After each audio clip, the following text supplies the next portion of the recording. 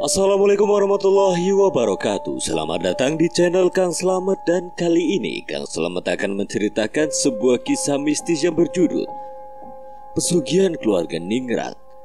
Cerita ini ditulis oleh Restu Wiratmaja. Dan sebelum kita masuk ke ceritanya, buat kalian yang belum subscribe channel ini, tekan tombol subscribe-nya terlebih dahulu dan tekan tombol notifikasinya agar kalian tidak ketinggalan cerita seram lainnya dari Kang Slamet. Gak usah berlama-lama lagi, langsung saja kita masuk ceritanya. Pesugihan Keluarga Ningrat. Si pengurang dewa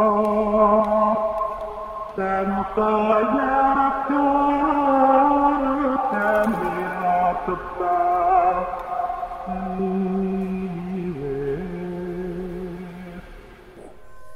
Tiba-tiba tatapan Kang Waris berubah menjadi sangat tajam. Ia langsung membacakan sebuah mantra khusus yang bertujuan untuk menundukkan lawannya. Bersamaan dengan itu, hal yang mengejutkan terjadi kepada Mas Cipto. Dia berteriak ketakutan seperti ada sesuatu yang menghantui pikirannya. Kang, ada apa? Aku sengaja mengendalikan pikirannya agar dia mau membongkar lebih dalam terkait tragedi pabrik bawang itu. Cipto kembali memegangi kepalanya. Ia seperti merasa tertekan akan apa yang telah Kang Waris tanam terhadap pikirannya. Bongkar tragedi itu atau kau akan tenggelam dalam ketakutan itu sendiri. Baik-baik, aku akan membongkarnya. Ritual itu sangat mengerikan. Mereka yang tidak menuruti permintaan dari Raden Angkoro akan disuruh bertelanjang bulat sembari memukul-mukuli kepalanya ke lantai. Lalu, tidak lama kemudian dia datang. Dia siapa? Siluman Rojo Ketrek. Begitulah yang dikatakan oleh Raden Angkoro. Kang Waris langsung menghentikan pembahasan itu. Tiba-tiba kepala dari Mas Cipto seperti ditusuk-tusuk oleh sesuatu. Ada apa, Kang? Ada orang lain di balik tragedi ini. Siapa?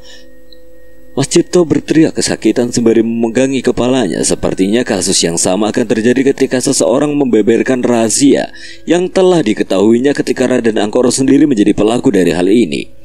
Sama seperti Mbak Ina, Mas Cipto pun ditanam sesuatu oleh Raden Angkoro. Siapapun orangnya yang memang ingin membongkar lebih dalam rahasia dari ritual atau praktek pesugihan yang dilakukan oleh Raden Angkoro, dia akan terkena imbasnya. Kang, tolong hentikan dia mulai memukul-mukuli kepalanya sendiri. Ambilkan aku air lalu isikan dengan garam.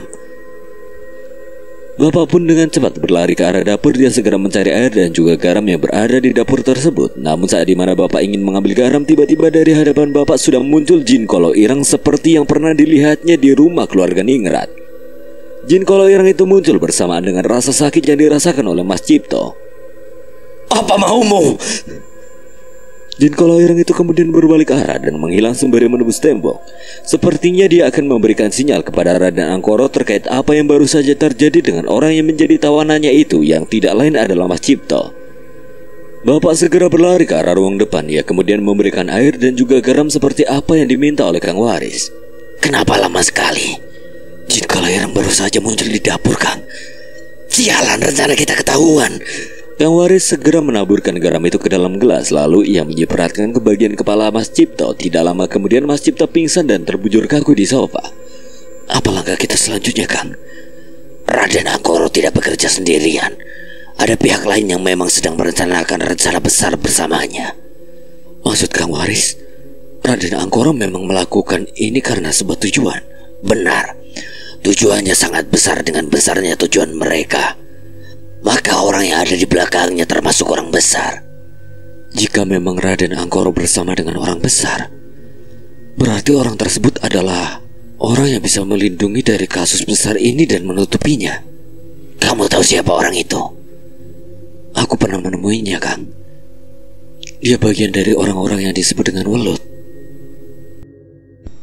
Sebuah clue yang diberikan oleh bapakku kepada Kang Waris memberikan banyak gambaran penuh terkait tragedi pabrik bawang.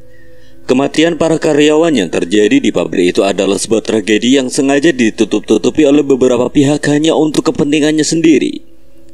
Bapakku mengira kaitannya Raden Angkoro dengan para pembesar yang ada di ranah pemerintahan adalah salah satunya.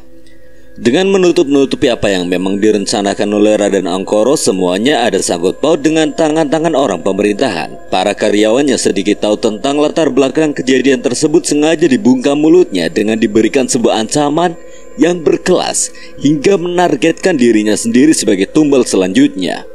Memang apa yang mereka ketahui menjadi bocor dan diketahui banyak orang. Mas Cipto adalah salah satunya. Memang tidak banyak karyawan yang mengetahui akan hal tersebut, namun bagi mereka yang mengetahui langkah-langkah dari tragedi mengerikan, mereka harus rela untuk melepas diri dari pabrik ini dengan cara melarikan diri atau resign secara tidak wajar. Namun apa yang memang sudah dijelaskan oleh Mas Cipto adalah sebuah bukti bahwa praktek pesugihan yang tidak henti-hentinya ini merambah kepada masyarakat umum yang tidak berdosa sekalipun. Salah satunya adalah Haji Dullah. Dia yang termasuk bagian karyawan yang paling disegani oleh masyarakat sekitar harus tutup usia ketika penginterogasian itu berlangsung. Dari apa yang sudah dipaparkan oleh Mas Cipto, hanya dirinya lah yang setuju dengan apa yang direncanakan oleh Raden Angkoro untuk jalannya semua keinginan yang telah ditetapkan olehnya. Berlanjut kepada kemunculan jin Kolo Ireng yang menjadi patokan utama jika Mas Cipto sendiri sudah ditempeli oleh ingon-ingon milik Raden Angkoro jika memang apa yang telah diketahuinya menjadi bocor.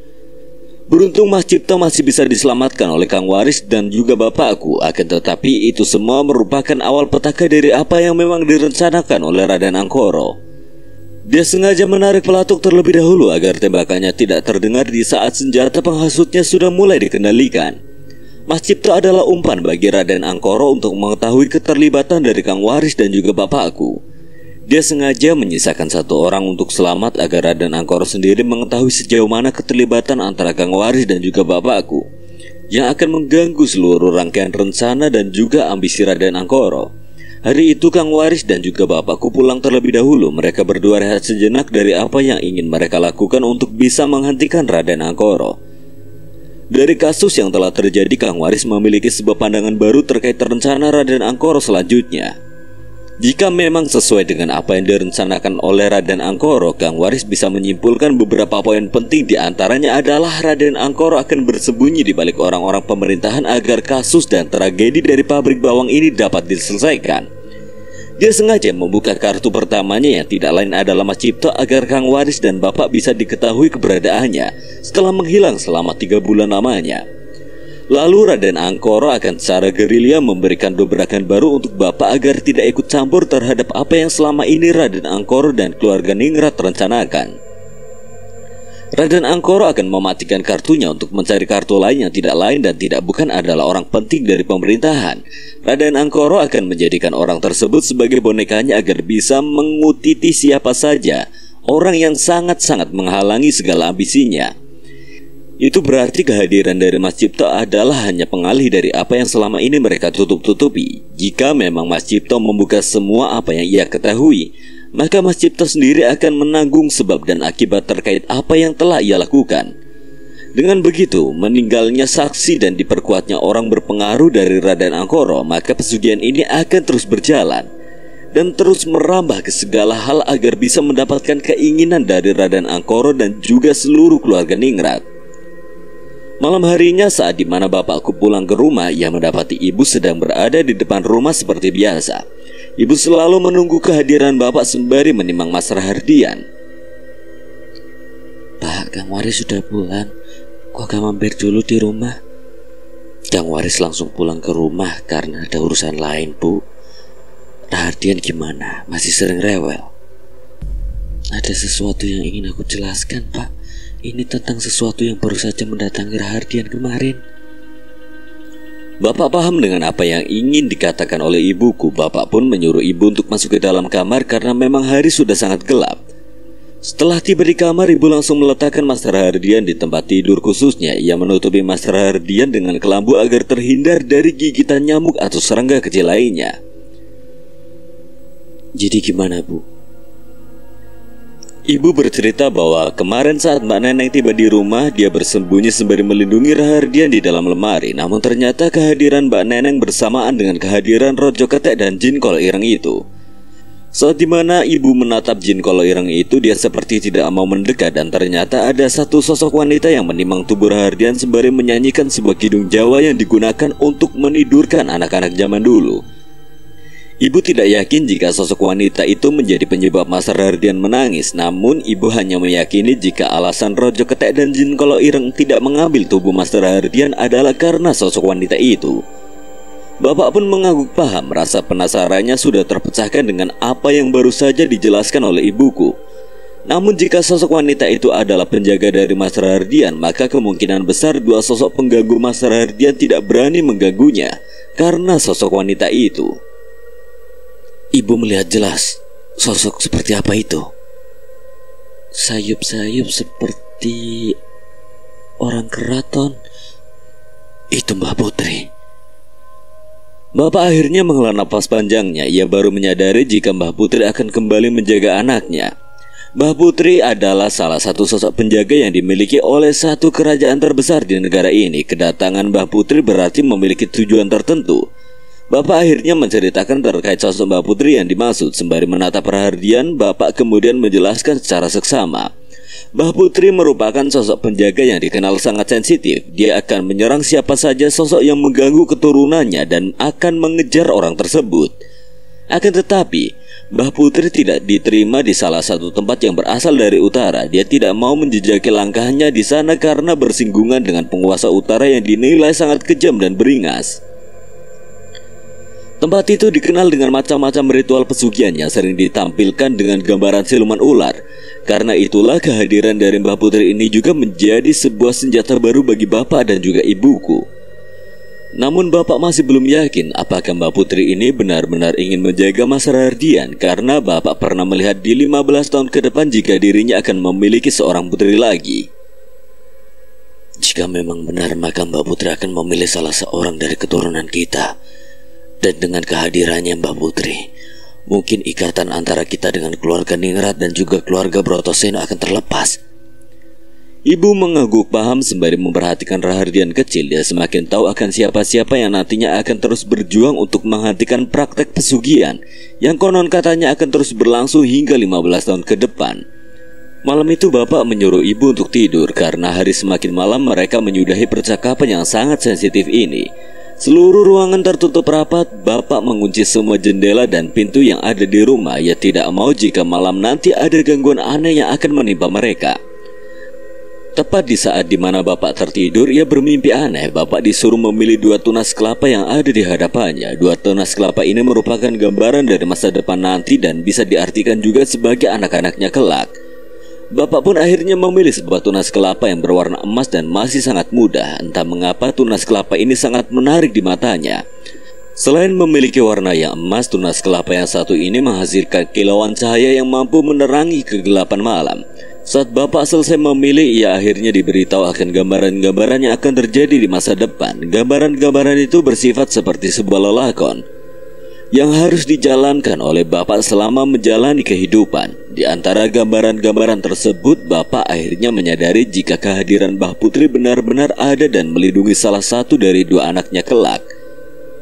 Pagi hari, Bapak kesiangan. Dia dibangunkan oleh ibu tepat di jam 6 pagi saat matahari sudah benar-benar memunculkan sinar hangatnya. Namun dibangunkannya Bapak bukan tanpa alasan. Bapak kedapatan seorang tamu yang ibu sendiri tidak mengetahui siapa tamu tersebut. Bapak bertanya tentang siapa tamu yang datang itu. Ibu hanya menggeleng-gelengkan kepalanya. Bapak menyuruh ibu untuk diberikan minum dan makanan terlebih dahulu. Ia buru-buru mengqadha sholat subuh karena waktunya sudah benar-benar lewat. Selesai sholat, Bapak keluar dari kamar. Ia kemudian mengganti bajunya dan bersiap diri untuk menyambut tamunya yang sudah menunggu hampir 15 menit lamanya. Namun setelah Bapak keluar, ia terkejut saat mendapati tamunya. Mas Cipto. Mas Cipto langsung menyelami tangan Bapak. Namun bukan kedatangan Mas Cipto saja yang membuat Bapak terkejut, akan tetapi bentukan dari perut Mas Cipto lah yang membuat Bapak kaget hingga tidak bisa berkata apa-apa. Perut Mas Cipto tiba-tiba membengkak seperti orang hamil. Bapak sendiri kebingungan saat melihat perut Mas Cipto yang dalam hitungan hari saja sudah membesar. Malam tadi mereka menyerangku, Mas. Mereka siapa, Mas? Raden Angkoro dan anggota pemerintahan. Bapak langsung teringat sesuatu. Ia langsung mengingat siapa saja orang yang tergabung dan berada di balik sosok Raden Angkoro. Malam itu aku didatangi sosok jin hitam Ia marah kepadaku, lalu aku ditumpahi air yang ia bawa dengan menggunakan kendi. Saat air itu tumpah, tiba-tiba perutku langsung kembung. Dan pagi harinya, tak mengapa perutku langsung membuncit dan membesar seperti ini. Bapak terkejut mendengar pengakuan dari Mas Cipto. Dia kemudian meminta Mas Cipto untuk menjelaskan secara detail apa yang terjadi saat malam itu. Namun ia merasa takut. Dia yang merasa hanya karyawan biasa harus menerima semua yang dibicarakan oleh Raden Angkoro. Namun semuanya bersinggungan dengan kata hatinya. Mas Cipto meminta diselamatkan dan dia tidak mau menjadi tumbal berikutnya. Mas Cipto pun memohon-mohon sembari memegangi tangan bapak. Ibu yang melihat hal itu merasa kasihan dengan Mas Cipto. Ternyata apa yang dikatakan oleh Kang Waris memang benar adanya. Raden Angkoro berencana untuk mengeluarkan kartunya. Lalu dia juga akan melenyapkannya sendiri untuk bisa menghilangkan semua saksi atas segala kejahatan yang ia perbuat. Mas, apa ada sesuatu yang dikatakan oleh Jin Kolo Ireng itu kepada Mas Cipto? Dia berkata sesuatu, namun aku tidak tahu betul apa yang diucapkannya. Jika Mas mau, hari ini kita harus menuju ke rumah Kang Waris. Siapa tahu dia bisa menyembuhkan Mas atas bantuan Allah Subhanahu wa Ta'ala. Baik Mas, akan aku lakukan apa saja, asalkan aku bisa selamat dan pergi dari kota ini. Bapak mengangguk paham. Ia kemudian masuk ke dalam rumah dan segera mengganti baju. Ibu yang kebetulan mendengar percakapan mereka berdua langsung bertanya sesuatu. Bapak mau ke Kang Waris? Iya Bu, Bapak mau menyelamatkan Mas Cipto. Tapi Pak, ada apa Bu? Ibu punya firasat yang gak enak. Jika benar apa yang dikatakan oleh Mas Cipto terkait anggota pemerintahan itu benar, maka pelakunya adalah orang-orang pejabat yang berada di balik sosok Raden Angkoro.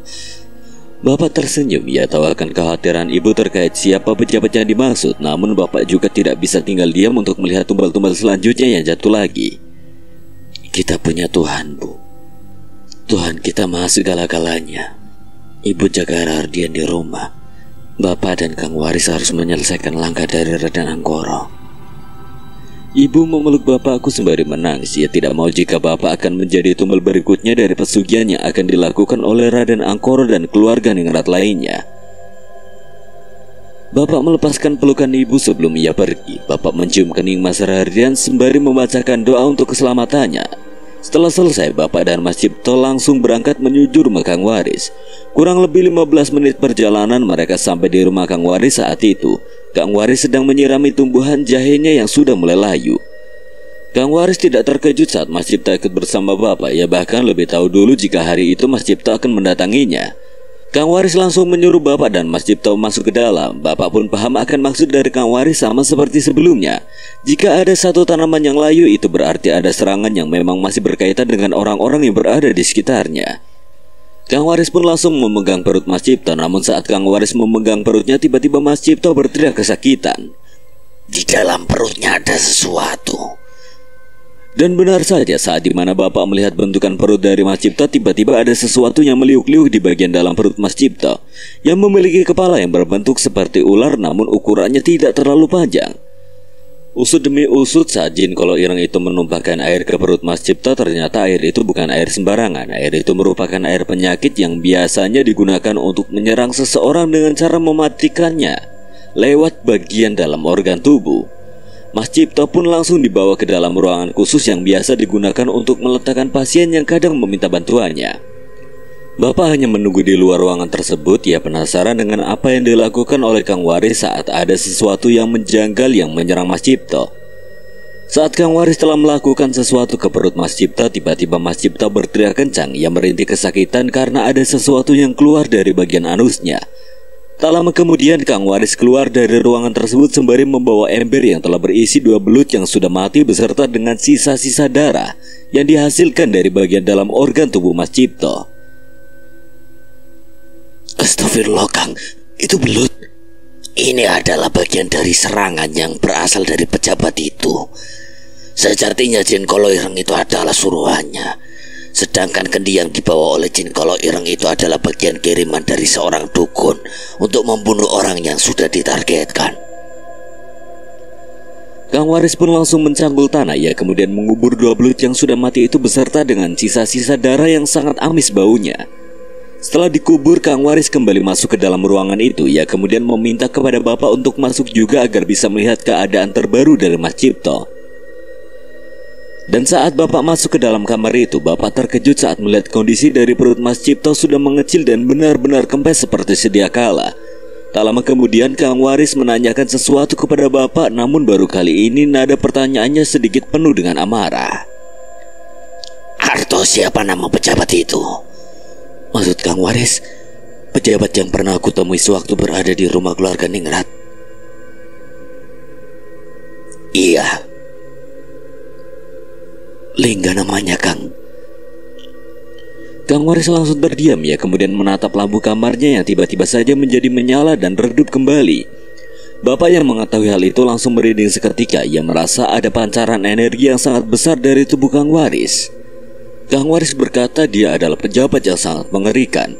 Apa yang akan dilakukan oleh Kang Waris setelah mengetahui perpaduan serangan yang menyerang Mas Cipto, yang berasal dari Raden Angkoro dan juga seorang pejabat yang bernama Lingga?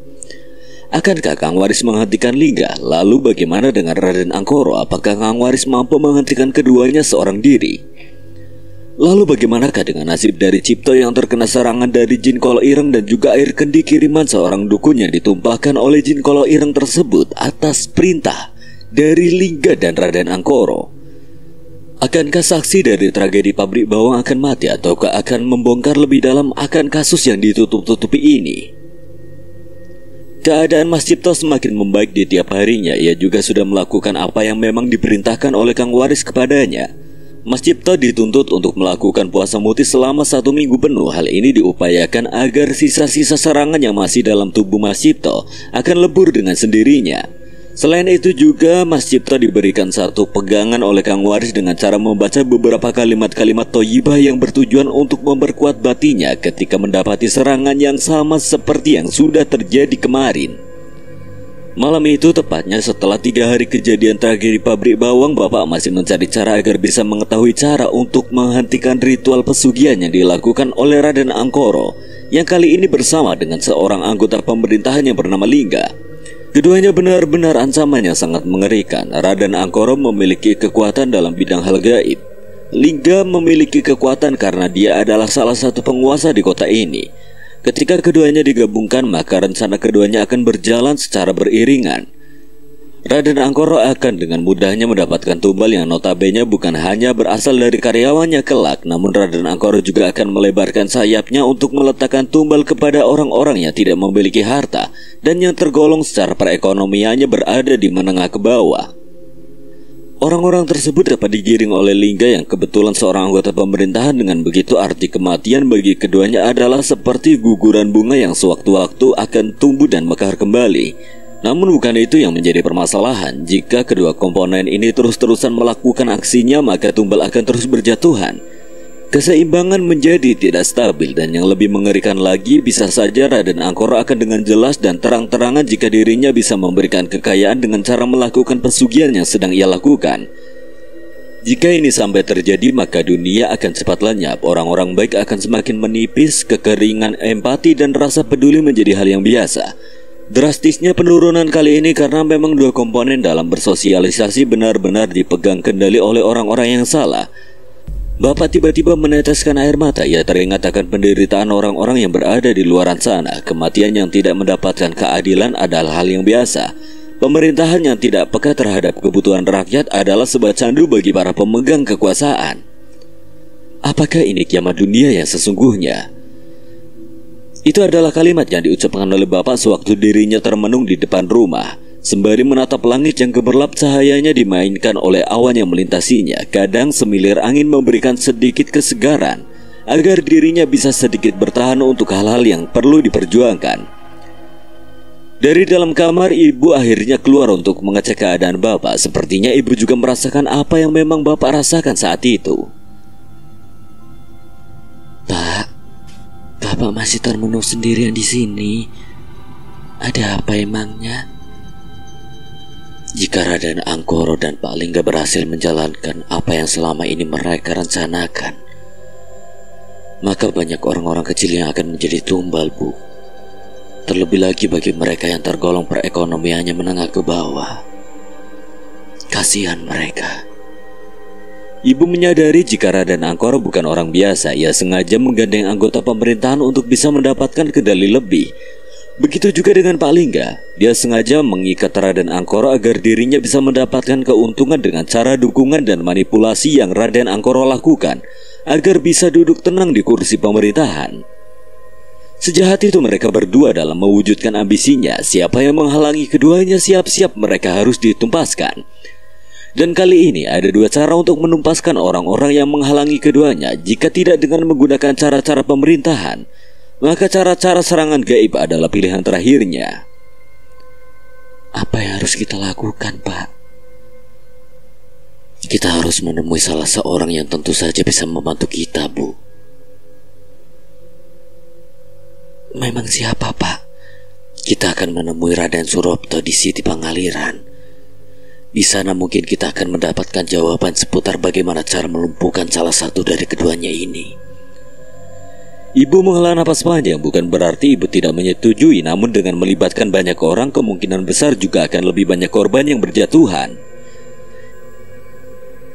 Aku teringat akan salah seorang kiai besar, Bu. Aku yakin beliau mengetahui sesuatu dari Pak Lingga. Ibu menyetujui keinginan bapak. Apapun yang memang nantinya dapat menyelesaikan masalah ini, ibu selalu menunggu dan mendukung keinginan dari bapak. Keesokan harinya bapak berangkat menuju sebuah tempat yang disebut dengan Siti Pangaliran. Siti Pangaliran adalah sebuah tempat yang memiliki arti sebagai tempat yang mengalir. Disebut Siti Pangaliran karena tempat ini dulunya sebagai tempat pelarian para keturunan keraton yang hendak dibunuh oleh orang-orang Belanda. Di tempat ini juga banyak sekali kiai-kiai besar yang memang mengabdikan dirinya untuk berdakwah serta menyebarkan ajaran Islam. Kali ini bapak akan menemui seorang kiai besar yang memiliki karomah yang hebat. Dia bernama Kiai As'ad. Kiai As'ad ini merupakan salah satu kiai yang memang tahu sedikit tentang ranah pemerintahan yang ada di tempat bapak. Beberapa pejabat pernah menemui Kiai As'ad untuk keperluannya masing-masing, dan tepat saat bapak tiba di rumah Kiai As'ad, dia akhirnya bertemu langsung dengannya saat sedang bersantai di kursinya sembari membaca sebuah kitab kuning. Assalamualaikum, Kiai. Waalaikumsalam. Kamu siapa?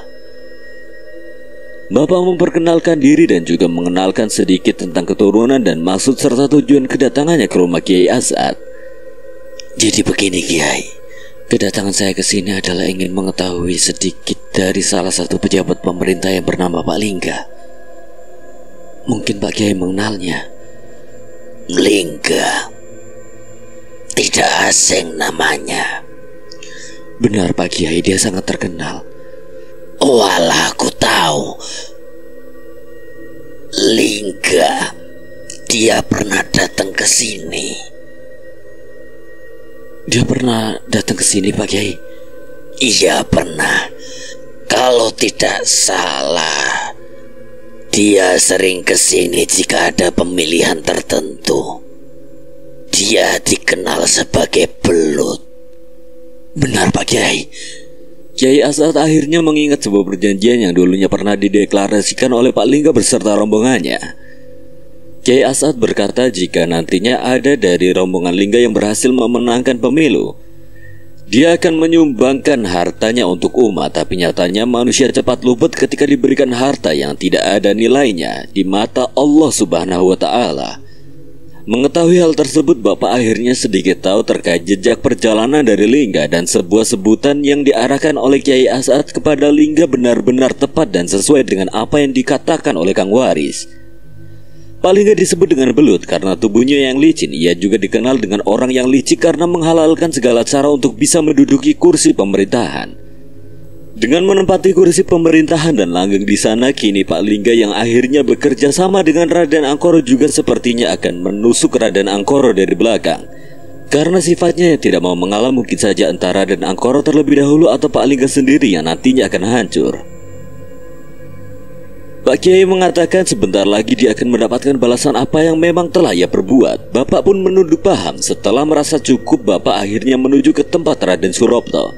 Diketahui ketika Raden Surapto disebut-sebut ingin dijadikan tumbal, ia disuruh oleh Kang Waris untuk lari ke tempat ini yang disebut dengan Siti Pangaliran. Raden Surapto yang merupakan paman dari Raden Angkoro ini adalah orang yang tidak banyak bicara. Saat bertemu dengan bapak, Raden Surapto hanya tersenyum sembari menepuk pundak bapak sebanyak 3 kali.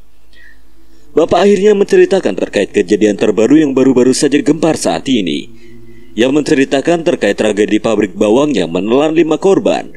Dan kelimanya meninggal dengan cara yang mengenaskan, di mana saat pertama kali ditemukan kelimanya tidak menggunakan sehelai kain pun yang menutupi tubuh mereka. Mengetahui cerita itu, Raden Surapto berkata kepada bapak, "Sebentar lagi semua akan terbongkar. Sabar."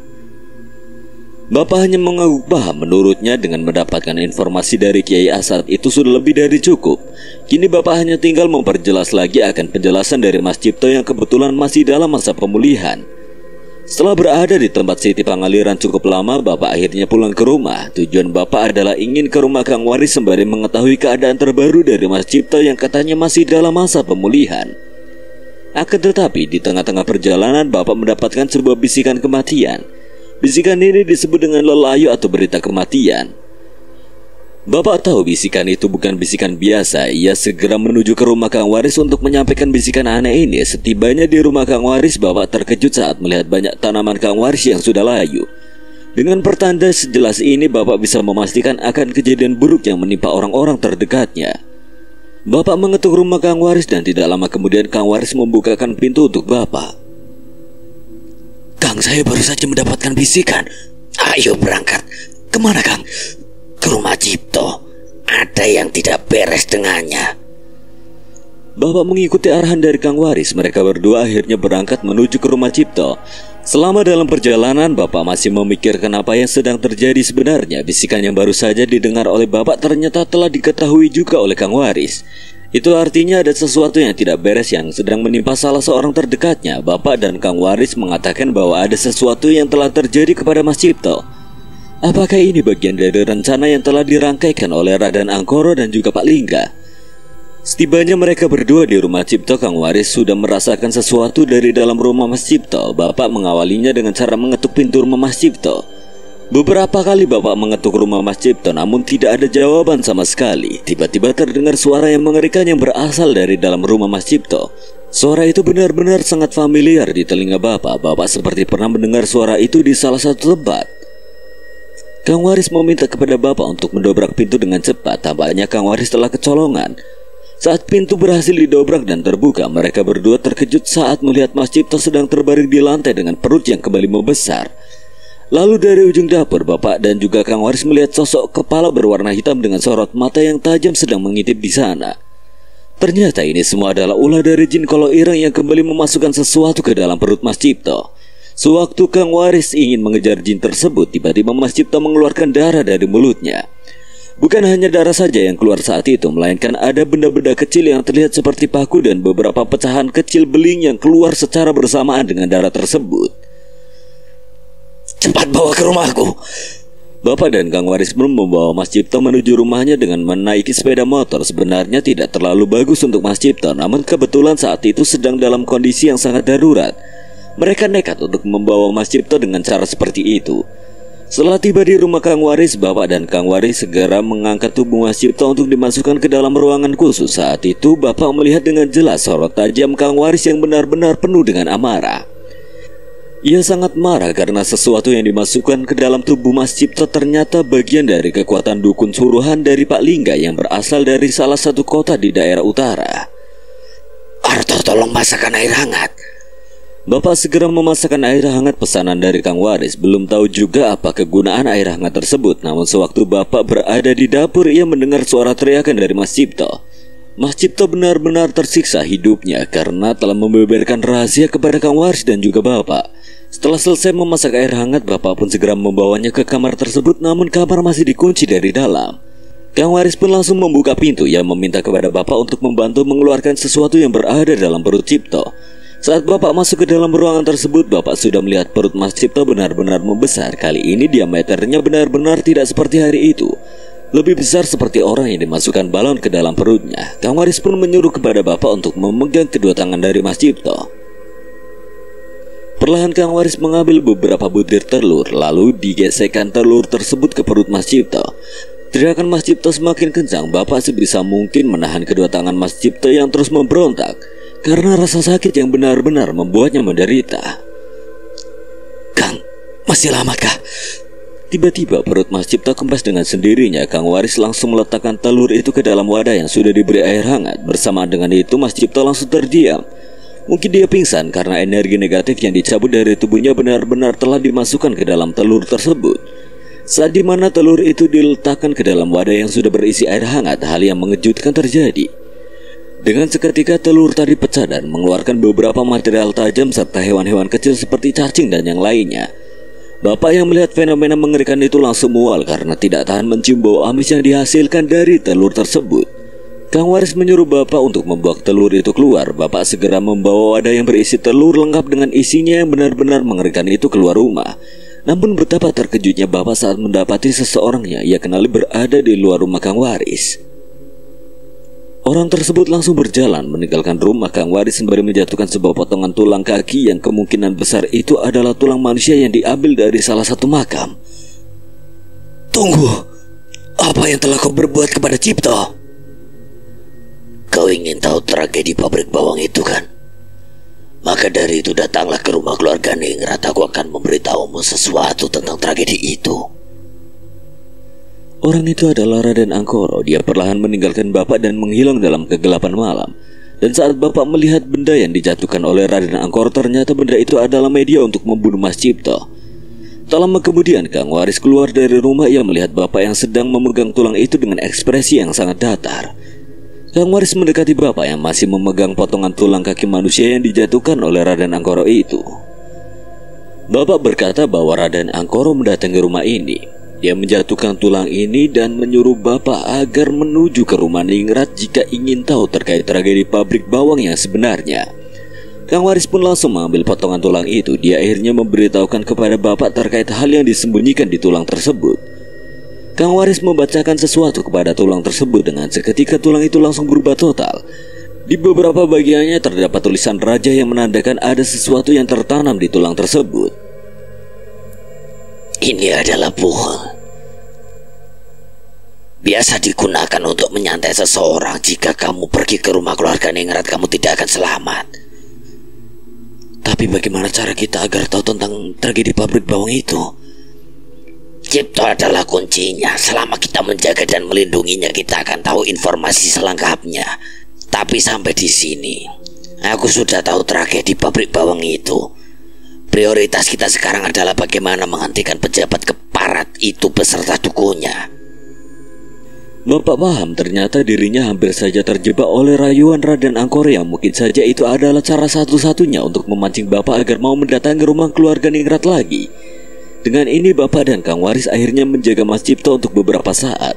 Untungnya selama penjagaan itu dilakukan tidak ada lagi serangan-serangan aneh yang menimpa Mas Cipto. Sampai akhirnya Mas Cipto pun berhasil diselamatkan dan sembuh kembali. Dengan begini Kang Waris dan juga Bapak mampu mengetahui apa yang belum diceritakan secara utuh oleh Mas Cipto terkait tragedi pabrik bawang yang membuat 5 karyawannya meninggal secara misterius.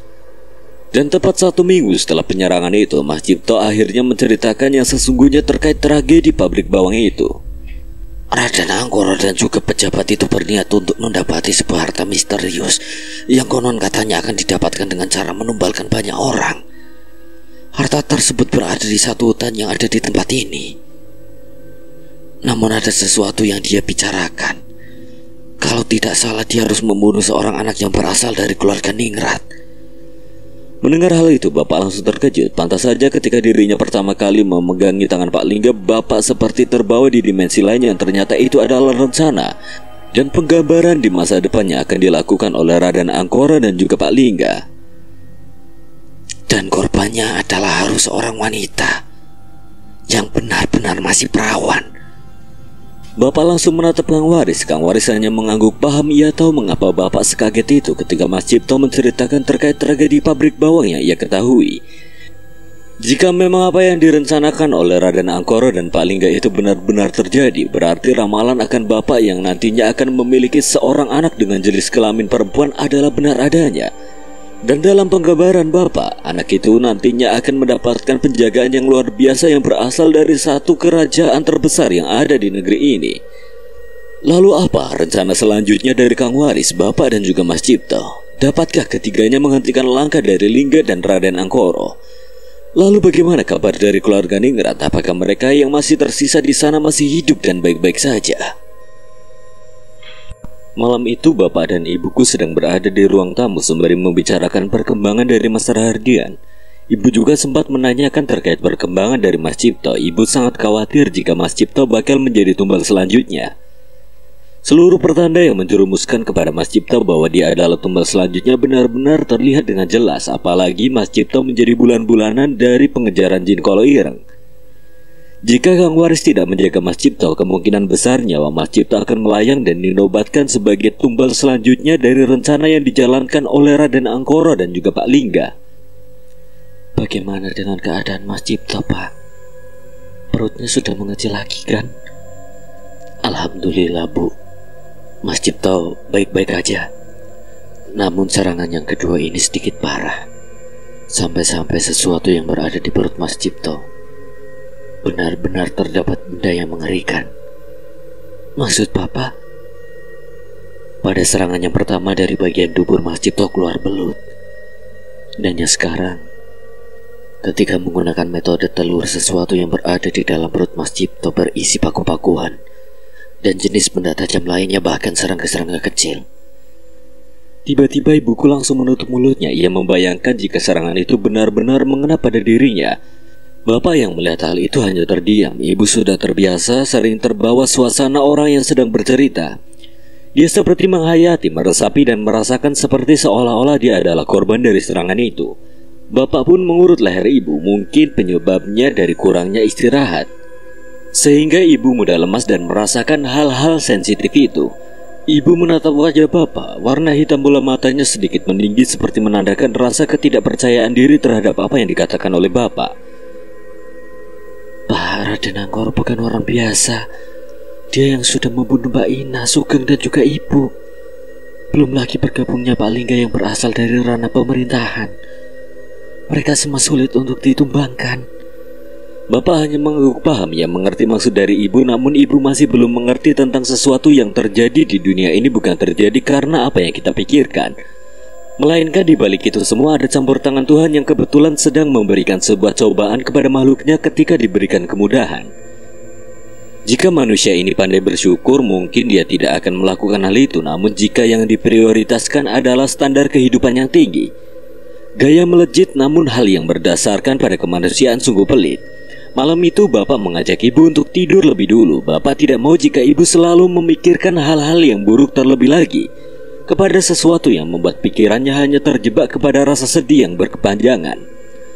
Akan tetapi Bapak lebih memilih untuk tidur di ruang tamu. Bapak ingin menjaga ibu dan juga Mas Rahardian. Feeling Bapak merasa ada tamu yang akan datang untuk sekedar menengok atau memang ingin memberikan kejutan yang tidak terduga. Yang Bapak takutkan hanya satu, jika dia tertidur di dalam kamar, takutnya tamu itu adalah tamu gaib yang mungkin saja bisa masuk dengan keinginannya. Lalu dia membawa sesuatu yang sifatnya mungkin tidak baik bagi istri dan juga anaknya. Entah ini serangan yang sama seperti serangan yang diberikan kepada Mas Cipto, atau memang memiliki perbedaan dari segi serangan namun resikonya sangat membesar. Bapak tidak mengambil langkah itu. Bapak lebih baik tidur di luar untuk melindungi mereka berdua daripada dia tertidur nyenyak di kasur namun kedua orang yang dicintainya menderita karena keberadaan dirinya. Semilir angin malam berhembus di luaran. Suaranya yang sangat familiar ketika menggugurkan angin membuat Bapak terkadang terbangun lalu memejamkan matanya lagi. Bapak tidak tenang. Kali ini dia tidak tertidur dengan nyenyak karena mungkin ada satu perasaan yang membuatnya janggal dan khawatir akan keberadaan istri dan juga anaknya. Dan benar saja, ketika jam 1 pagi ada tamu yang datang. Lampu yang semula menyala tiba-tiba langsung saja mati dengan sendirinya. Suara angin yang berada di luar rumah kini berganti menjadi suara aneh yang muncul secara misterius, seperti suara orang yang sedang mengeram. Ramanya benar-benar terdengar dengan jelas persis di hadapan wajah Bapak. Ingin rasanya Bapakku membuka matanya, namun apa daya, rasa kantuk ini benar-benar memperbudak dirinya. Lalu suara itu semakin kencang. Bapak masih tetap memejamkan kedua matanya sembari mencoba untuk tenang. Bapak rasa suara itu berasal dari sugestinya. Ia mencoba untuk tidak terlalu panik ketika ada sesuatu yang membuatnya terasa tertekan, karena jika memang itu adalah sebuah kiriman yang berasal dari Raden Angkoro, sudah pasti sosok itu adalah jin Kolo Ireng. Dan memang ketika sudah di masa lelah-lelahnya tubuh dan tidak bisa bergerak apa-apa lagi, energi Bapak menjadi terkuras dengan cepat. Selain itu, ia juga tidak bisa melakukan apapun untuk mengatasi hal tersebut. Tidak lama kemudian ada sesuatu yang memegang wajah Bapak. Tangannya yang kasar serta kukunya yang tajam membuat Bapak terkejut. Bapak pun membuka mata secara perlahan, lalu pandangannya kini tertuju pada sebuah tangan yang tiap kukunya sangat panjang dan tajam. Warnanya juga sedikit unik. Di bagian ruas jarinya terdapat corak warna hitam legam namun sedikit kemerahan.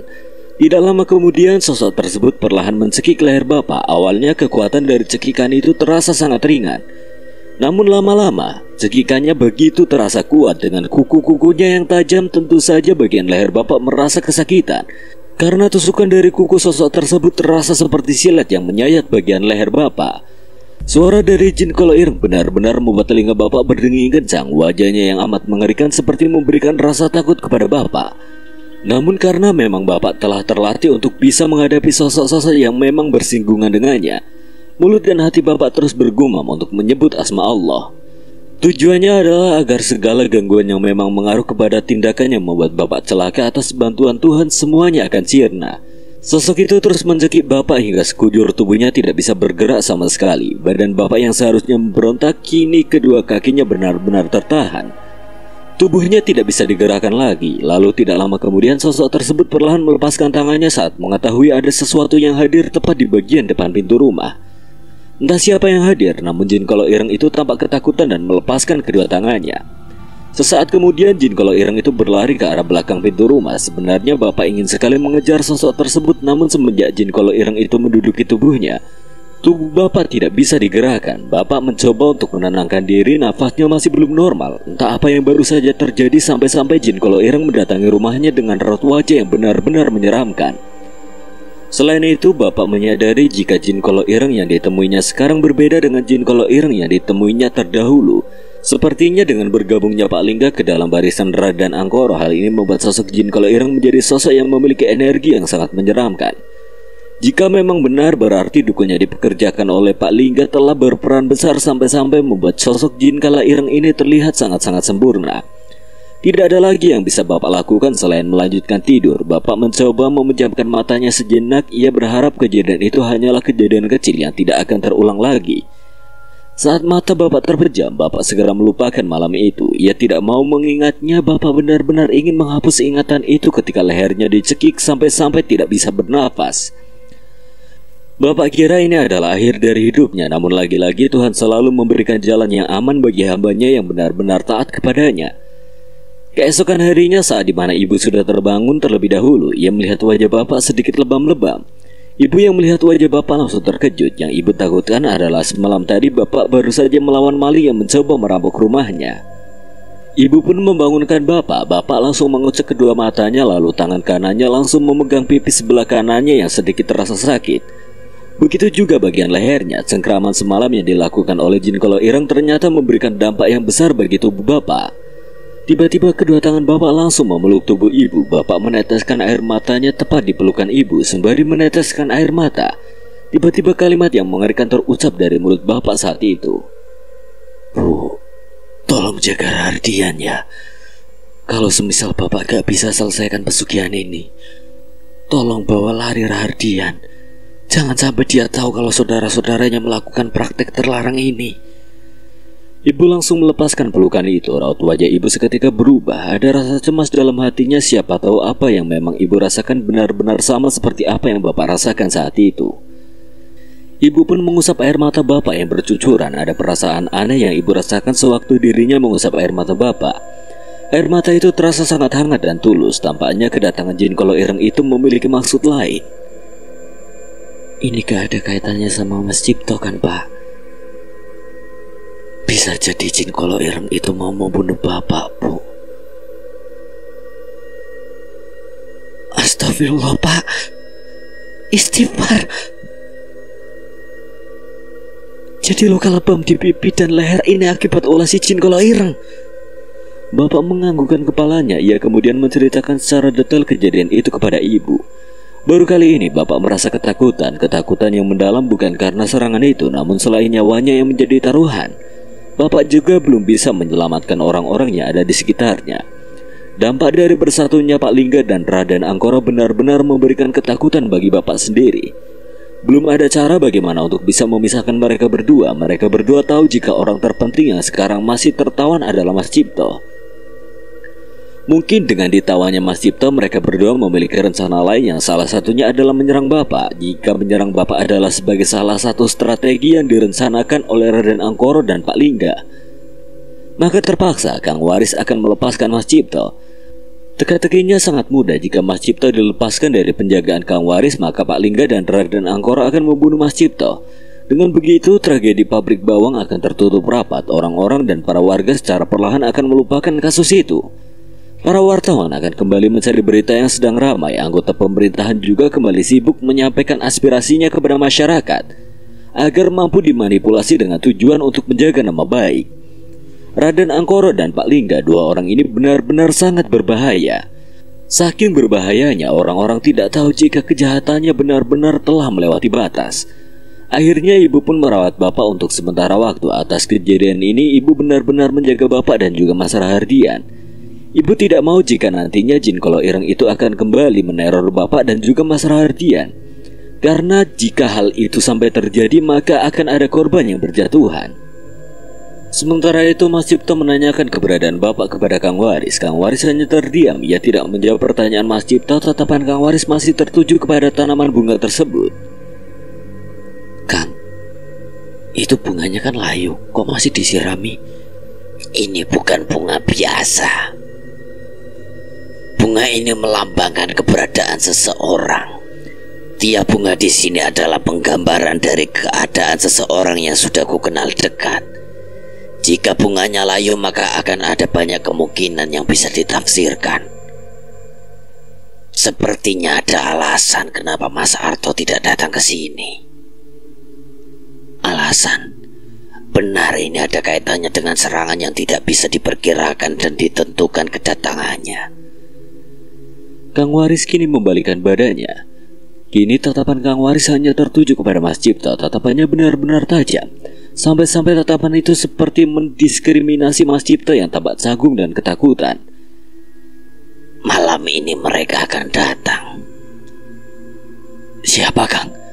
Sesuatu yang menyerang Mas Arto. Malam harinya, ibu masih menjaga Bapak. Suhu tubuh Bapak tiba-tiba naik dengan drastis. Bapak hanya terdiam. Ia tetap memejamkan kedua matanya dengan tenang. Ibu yang kebetulan sangat perasa, ia sangat khawatir dengan keadaan Bapak.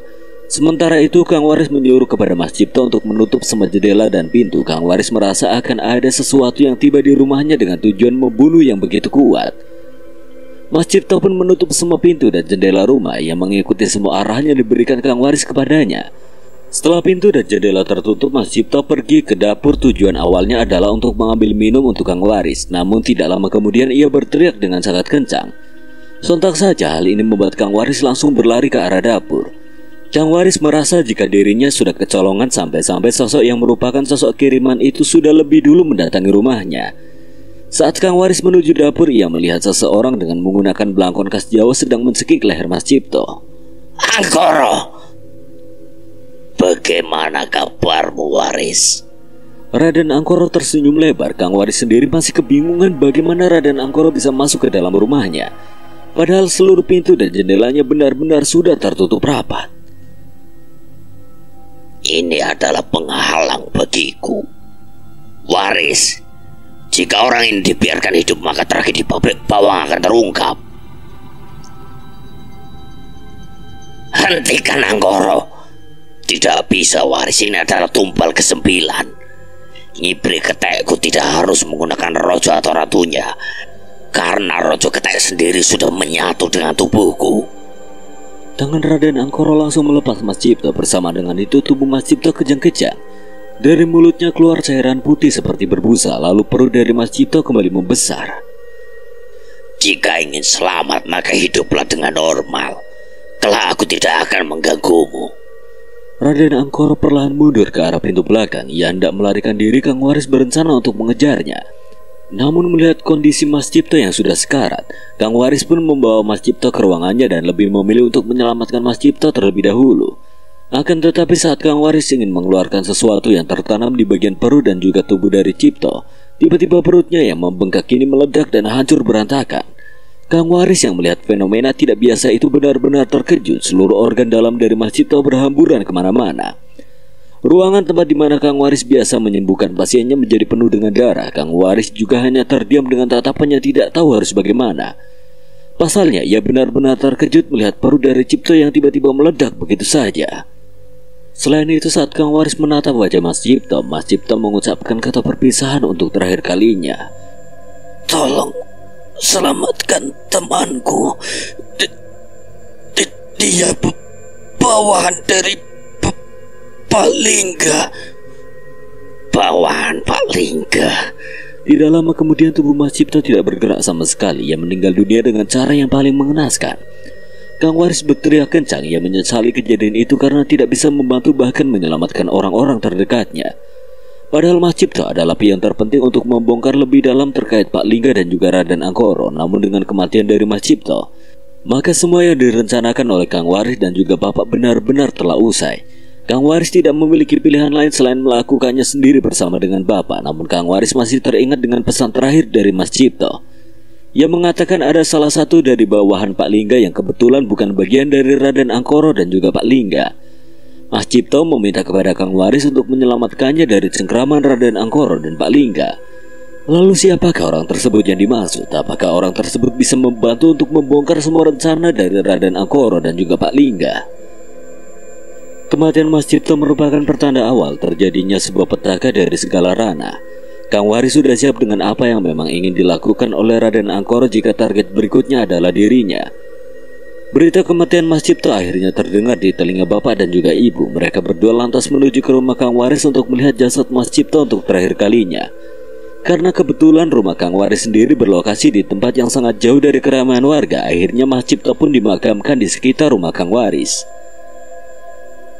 Demi darah yang menetes di tanah yang gersang, demi teriakan yang menggelegar di ruang yang kedap, aku akan balaskan kematianmu, Cipto.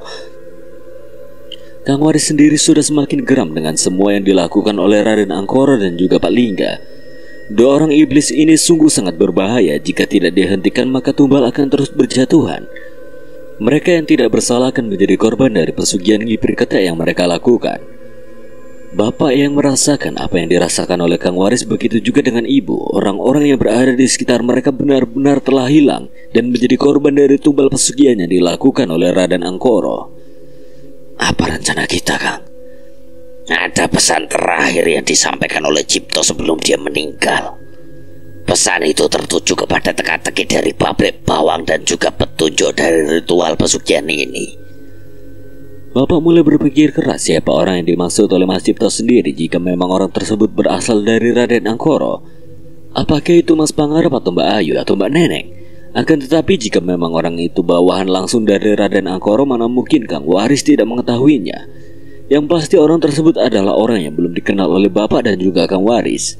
Kemungkinan besar ada sesuatu yang terjadi sebelum ritual pesugihan di pabrik bawang itu dilakukan. Jika memang benar maka Bapak akan memiliki perspektif macam ini. Orang tersebut adalah orang yang mungkin pernah berhubungan dengan Mas Cipto. Setidaknya jika memang itu adalah teman Mas Cipto, maka kedekatan mereka berdua pastilah sangat dekat. Orang tersebut sekarang berada di dalam cengkraman salah satu dari pelaku, baik itu Raden Angkoro ataupun Pak Lingga. Namun jika bukan keduanya, maka ada pihak lain yang bermain di belakang layar yang mana keberadaannya sangat dirahasiakan. Jika orang tersebut tahu akan ritual yang terjadi di tragedi pabrik bawang, kemungkinan besar orang tersebut memang sedang bersembunyi untuk menghindari konflik yang berlangsung. Bisa jadi persembunyiannya ditujukan karena rasa takut akan garis tumbal selanjutnya. Pasalnya orang itu adalah orang terdekat dari Mas Cipto. Namun jika orang itu sendiri mengetahui ritual tersebut, kemungkinan besar dia juga berkeinginan untuk menolong namun tidak memiliki power ataupun memilih menghindar dan menunggu waktu yang tepat untuk meledakkan semua informasi yang ia tahu. Selama tragedi dari pabrik bawang itu sendiri, Bapak mulai paham ternyata orang tersebut adalah orang yang mungkin saja menjadi kunci utama untuk membongkar kebusukan yang dilakukan oleh Raden Angkoro dan juga Pak Lingga. Jika tidak cepat bertindak, maka semua yang akan terjadi pastinya akan sesuai dengan rencana yang dilakukan oleh Raden Angkoro dan juga Pak Lingga. Kang Waris mulai beranjak bangkit. Ia menatap pepohonan yang dari banyaknya pohon tersebut hanya satu yang tumbang. Itu menandakan tumbal masih bisa dihentikan, pesugihan masih bisa diperlambat atau mungkin saja dibatalkan jika salah satu dari mereka terbunuh atau mati. Kemana kita harus mencari, Kang? Pabrik bawang. Bapak terkejut saat mendengar hal itu. Sedikit agak aneh jika Kang Waris mengatakan jika lokasinya berada di pabrik bawang. Secara fakta, Mas Cipto sendiri melarikan diri karena dia adalah orang yang tahu ketika kejadian itu berlangsung. Namun jika memang apa yang dikatakan oleh Kang Waris itu adalah kebenaran, maka orang itu sedang menyamar sebagai orang biasa dengan tujuan untuk mengetahui gerak-gerik dari Raden Angkoro dan juga Pak Lingga. Kita berangkat sore ini. Kita harus segera menyelamatkan orang tersebut. Seluruh orang yang berada di sana berada di dalam kendali pemilik pabrik itu, yaitu Raden Angkoro. Namun bukan berarti dari Pak Lingga sendiri tidak mengetahui sedikit pun pengetahuan tentang ritual ini. Pastinya karyawan di sana disuruh untuk menutup mulut mereka, atau jika tidak, mereka akan dijadikan tumbal. Bapak langsung menghentikan langkahnya. Ibu yang melihat Bapak terhenti tiba-tiba bertanya kepada Bapak, "Ada apa, Pak?" jika memang apa yang dikatakan Kang Waris benar, berarti tiap bulan atau tahunnya akan ada penyusutan karyawan di pabrik itu sendiri. Dan penyusutan itu diakibatkan oleh ritual yang dilakukan oleh Raden Angkoro dan juga Pak Lingga. Masih ingat dengan kasus kematian Mas Sugeng?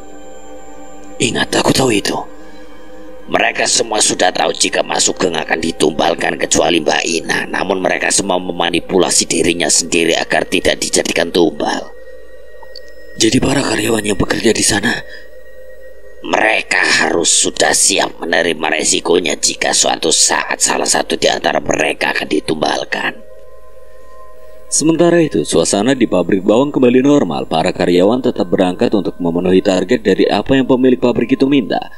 Mereka harus bisa memberikan produksi yang banyak agar bisa memenuhi keinginan dari Raden Angkoro. Jika tidak bisa, kemungkinan kecilnya mereka akan terkena dampak dari amarah Raden Angkoro sendiri.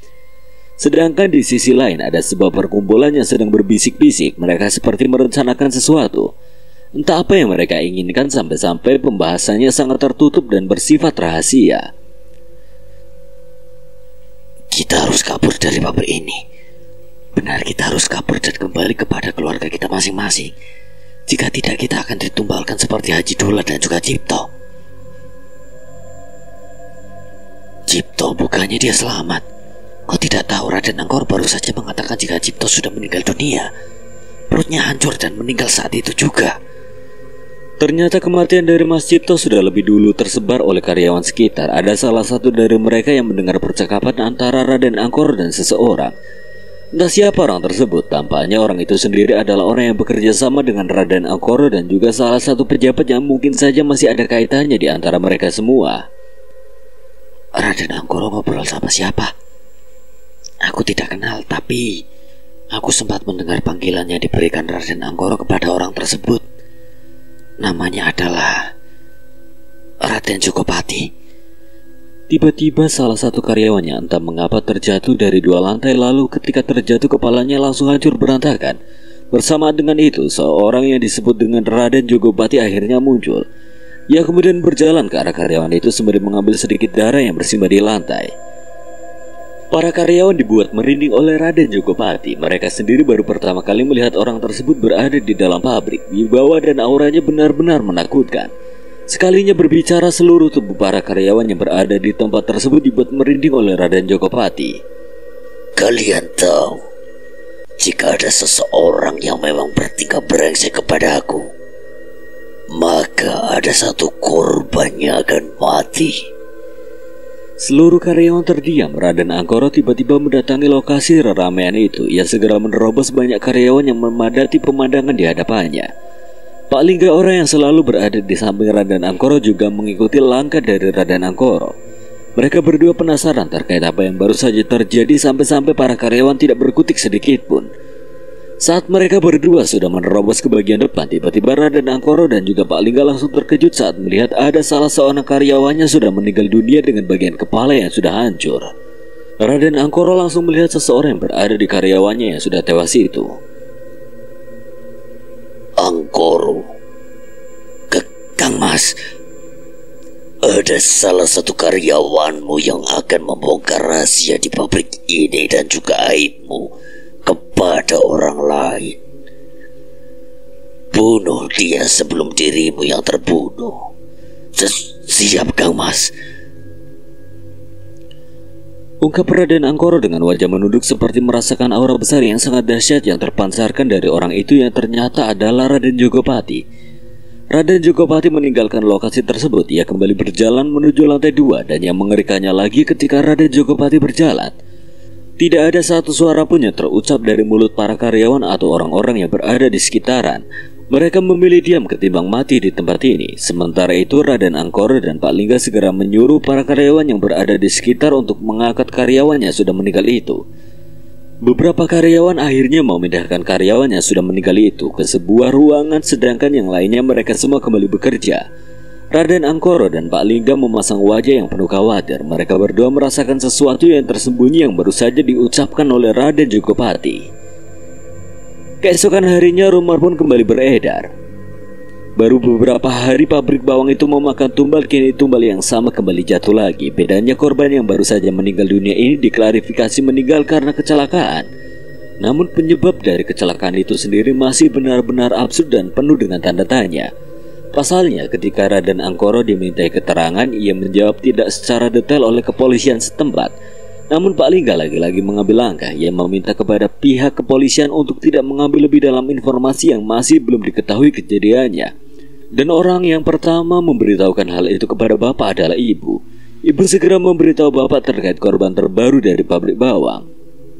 Bapak pun membaca dengan seksama koran yang diberikan oleh Ibu. Di koran itu wartawan sempat juga memotret seseorang yang berada di kerumunan. Orang itu ada di belakang tepat Raden Angkoro ketika sedang dimintai keterangan.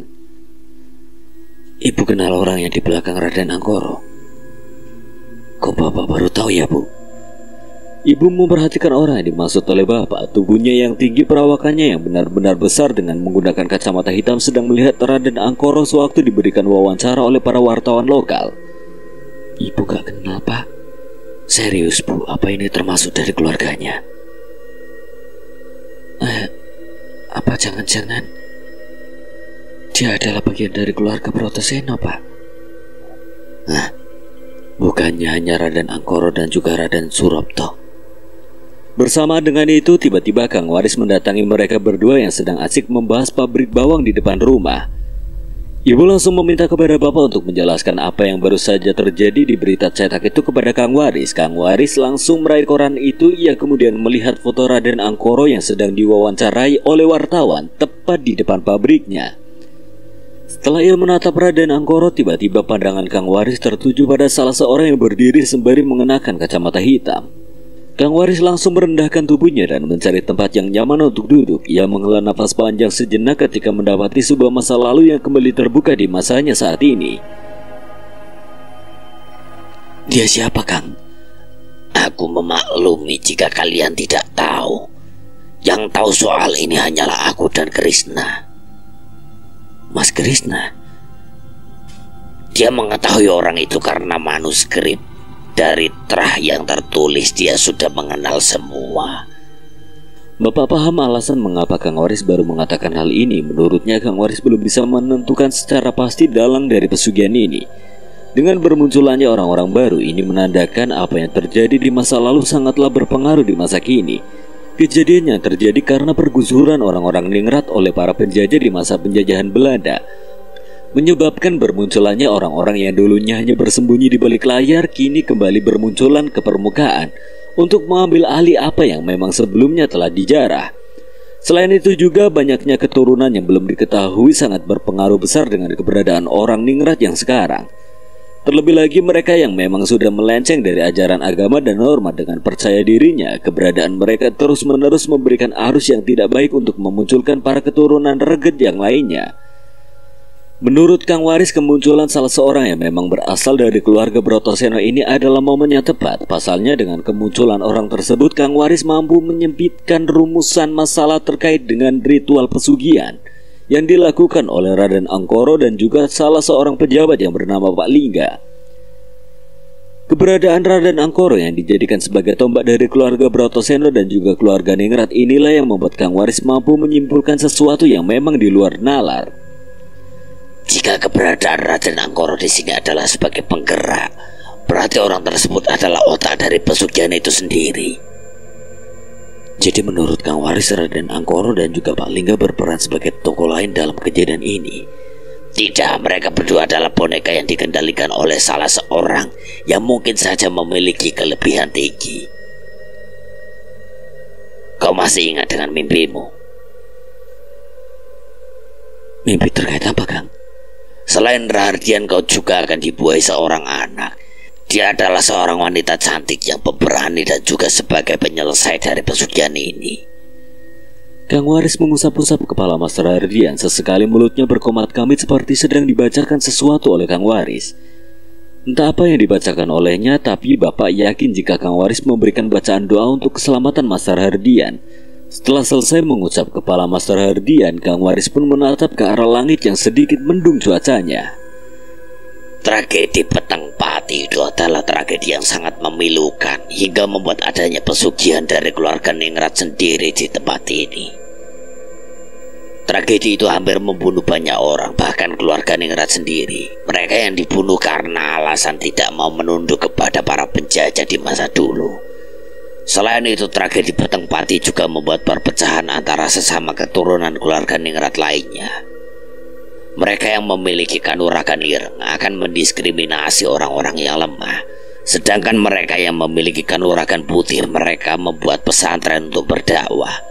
Dan Raden Angkoro beserta dengan bolo-bolonya termasuk dalam orang yang sedang menyebarkan kanuragan ireng karena dendam masa lalu yang belum usai. Bapak masih tidak mengerti mengapa mereka menjalankan hal tersebut. Jika memang incaran pertama adalah harta, mengapa sebegitu kejamnya untuk mendapatkan harta hingga melakukan pesugihan ini? Tapi Kang, menjadi kaya kan tidak harus membunuh banyak orang di muka bumi ini. Bukan itu yang kumaksud. Setiap tetesan darah yang menetes ke tanah itu sangat berharga. Orang-orang Ningrat yang memang saat itu melarikan diri, ia tidak sudi bergabung dengan rakyat jelata pada masanya. Selain itu juga kemiskinan, kelaparan, pemerkosaan, diskriminasi, pelecehan, dan masih banyak lagi. Mereka semua telah merasakan hal itu, sehingga untuk membangkitkan semangatnya dalam menduduki kehormatan yang tertinggi, para orang-orang yang memiliki kanuragan ireng, mereka akan menyamaratakan manusia terlebih kepada mereka yang memiliki keturunan jelata. Bapak hanya mengangguk paham. Ia kemudian menyimpulkan perkataan yang dikatakan oleh Kang Waris terhadap pemaparan serta penjelasan terkait misi dari orang-orang yang selamat dari tragedi Petang Pati itu sendiri. Ibu yang dari tadi terdiam, ia kemudian menanyakan sesuatu kepada Kang Waris terkait tragedi Petang Pati. Tapi kenapa tragedi Petang Pati itu tidak pernah dihancurkan dari dulu, Kang? Dihancurkan? Bagaimana kita bisa menghancurkan takdir, sedangkan kita hanya disuruh berlayar ke dalam lautan kehidupan? Ibu terdiam. Ia langsung tidak bisa berkata apa-apa ketika Kang Waris mengatakan hal itu. Tampaknya ibu merasa membenarkan apa yang memang Kang Waris katakan terkait takdir dan juga lelakon yang telah terjadi. Semoga kita bisa menghentikan salah satu dari ketiganya. Aku tidak bisa mengatakan apa-apa, namun ada banyak lagi orang-orang yang bermunculan yang berasal dari tragedi Petang Pati yang terjadi di masa lalu dan berduyun-duyun untuk memproyeksikan diri di masa kini. Penjelasan Kang Waris pun menjadi penutup obrolan pada pagi itu. Kang Waris meminta kepada Bapak untuk menjaga istri dan juga anaknya. Alasannya sangat mudah. Mereka, Raden Angkoro dan juga Pak Lingga, telah mengetahui lokasi dari rumah Bapak. Jika tidak waspada sedetik saja, maka tumbal berikutnya akan dipaksakan lagi kepada seseorang yang memiliki darah biru nan mulia itu sendiri. Para karyawan beristirahat sejenak. Sembari menikmati waktu istirahat, ada salah seorang karyawan yang sudah berberes-beres untuk pergi. Tampaknya ia merasa sangat ketakutan karena mungkin saja namanya telah dicantumkan untuk dijadikan korban tumbal berikutnya. Orang itu bernama Jaja. Jaja segera meninggalkan keramaian orang yang masih memperhatikannya dari kejauhan. Jaja segera menyelinap ke sebuah ruangan khusus yang saat itu dijadikan sebagai tempat untuk melakukan ritual. Namun saat dirinya sedang mengintip sesuatu dari jendela ruangan itu, tiba-tiba perasaan merinding pun membangunkan tubuh Jaja untuk segera meninggalkan ruangan tersebut. Jaja melihat dengan jelas salah seorang yang bernama Raden Jogopati itu sedang melakukan sebuah ritual. Di hadapannya terdapat sesajen lengkap dengan seorang karyawan yang tubuhnya telah bugil tanpa satu kain pun. Tiba-tiba tubuh dari orang tersebut berubah menjadi siluman monyet berwarna putih dengan ukuran yang sangat besar.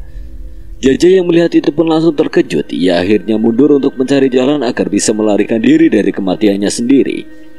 Jaja akhirnya mengetahui siapa sosok dari siluman ketek yang dirumorkan oleh para karyawan yang ada di pabrik tersebut.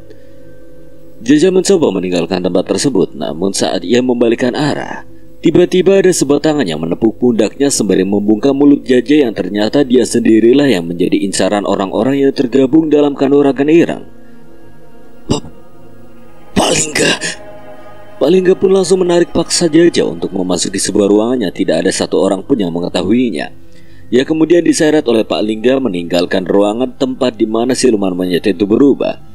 Jaja berusaha melepaskan tangan dari Pak Lingga, namun tenaga Pak Lingga ternyata lebih besar dari yang Jaja kira. Malam harinya saat di mana bapak dan ibu sedang berada di dalam rumah, mereka berdua tiba-tiba mendengar suara aneh dari atap rumah. Bapak penasaran dengan suara yang dikatakan oleh ibu. Suara yang amat berisik itu seperti suara orang yang sedang berjalan santai sembari menginjakkan kedua kakinya ke genteng-genteng rumah. Suara itu terhenti tepat di belakang rumah bapak. Bapak mulai merasakan sesuatu yang tidak enak dan segera menyuruh ibu untuk bersembunyi. Bapak memberikan isyarat kepada ibu dengan menggunakan mulutnya tanpa berbicara. Ibu yang mengetahui isyarat tersebut akhirnya langsung bersembunyi untuk menghindari hal-hal yang tidak baik untuknya. Setelah aura itu terhenti di belakang rumah, bapak perlahan membukakan pintu. Tidak lama kemudian ia melihat segerombolan orang sedang berkumpul tepat di belakang rumahnya. Orang tersebut memiliki wajah yang sangat pucat dan posisi kepalanya menunduk ke arah bawah. Mereka datang dengan menggunakan jubah hitam dan memberikan ancaman kepada bapak dengan gertakan yang sangat mengerikan. Bapak tidak percaya ternyata dirinya sudah dikurung oleh Raden Angkoro dan juga Pak Lingga yang mendatangi rumah bapak secara langsung tepat di malam hari. Selamat bertemu kembali, Arto. Aku datang bersama pasukan baruku. Kali ini kamu tidak akan bisa melarikan diri. Orang tersebut membuka penutup kepala dari jubahnya dan menatap ke arah bapak dengan tatapan yang mengerikan serta senyuman yang mematikan. Itu adalah Raden Angkoro. Lalu orang kedua membuka tudung kepalanya lagi sembari tertawa kecil seperti hendak menertawakan bapak saat itu juga. Yang kedua adalah Lingga. Lalu yang terakhir seseorang yang memiliki badan besar dan tinggi mirip seperti di koran pagi tadi. Ia berada di tengah-tengah Raden Angkoro dan Pak Lingga, dan yang mengejutkannya lagi, ia hanya terdiam sedari tadi namun tiba-tiba tangannya mengangkat tudung kepala yang menutupi kepalanya. Kau pasti tidak mengenaliku, tapi hari ini aku akan memperkenalkan diri. Jangan kau. Aku Raden Jogopati, anak dari selir Raden Brotoseno dan saudara tertua dari Raden Angkoro. Bagaimana kabarmu hari ini, tikus kecil? Sudah berapa lama tubuhmu bersembunyi di lorong sempit ini? Saat bapak menatap wajah dari orang yang menyebutnya Raden Jogopati itu, tubuh bapak langsung terjatuh seperti merasakan energi besar yang terpancar dari orang tersebut. Aura kematiannya sangat besar, tatapannya sangat tajam membuat tubuh bapak tidak bisa bergerak sama sekali. Tiba-tiba Raden Angkoro bergerak ke arah samping diikuti dengan Pak Lingga dan Raden Jogopati. Mereka semua sengaja memberikan ruang kepada bapak agar bisa melihat sesuatu yang menarik di belakang tubuh mereka. Mata bapak tiba-tiba melotot tajam. Ia tidak percaya jika Raden Angkoro telah menyiapkan ini semua. 4 orang yang telah berdiri dengan keadaannya sangat mengerikan sembari mengenakan kain putih yang beroleskan tanah kuburan sedang berdiri tepat di belakang mereka. Mereka adalah Nyi Endang, Mas Sugeng, Mbak Ina, dan Mas Cipto. Keempatnya dibangkitkan dari kubur dengan rupa yang mengerikan oleh Raden Angkoro dan juga Pak Lingga untuk mencekal bapak pada malam itu juga. Nyi Endang yang memiliki rambut yang panjang, ia membiarkan tubuhnya sedikit membungkuk dengan seluruh rambut yang menjuntai sampai ke tanah. Lalu Mas Sugeng, perutnya yang penuh cakaran dengan mulutnya yang selalu terbuka memberikan aroma ketakutan yang sangat terasa hingga ke tubuh bapak. Terlebih lagi Mbak Ina, dia yang meninggal karena siksaan berat yang dilakukan oleh Raden Angkoro. Ia bangkitkan dengan mata yang tertutup namun mulutnya yang dijahit, sebagai pertanda bahwa Mbak Ina adalah orang yang berkhianat kepada Raden Angkoro, sehingga mulutnya diumpamakan dengan ditutup menggunakan kawat agar tidak bisa berkata apapun. Terakhir orang yang meninggal karena perutnya yang meledak karena ulah dari Raden Angkoro juga, dia adalah Mas Cipto. Raden Angkoro memberikan kebangkitan yang mengerikan kepada Mas Cipto. Wujud dari Mas Cipto benar-benar menjijikan. Perutnya mengeluarkan organ dalam yang masih menggantung di beberapa titik. Lalu kepalanya menghadap ke belakang karena tengkuknya yang diputar oleh Raden Angkoro sewaktu mengambil jasa dari Mas Cipto. Bapak tidak bisa bergerak sama sekali. Tubuhnya tidak bisa berhenti bergetar karena rasa takut yang benar-benar membuatnya mati rasa. Raden Angkoro yang melihat ekspresi takut Bapak tertawa kecil. Ia kemudian memberikan peringatan terakhir kepada Bapak. Jadi sampai kapan kau akan menghalangi langkah kami semua?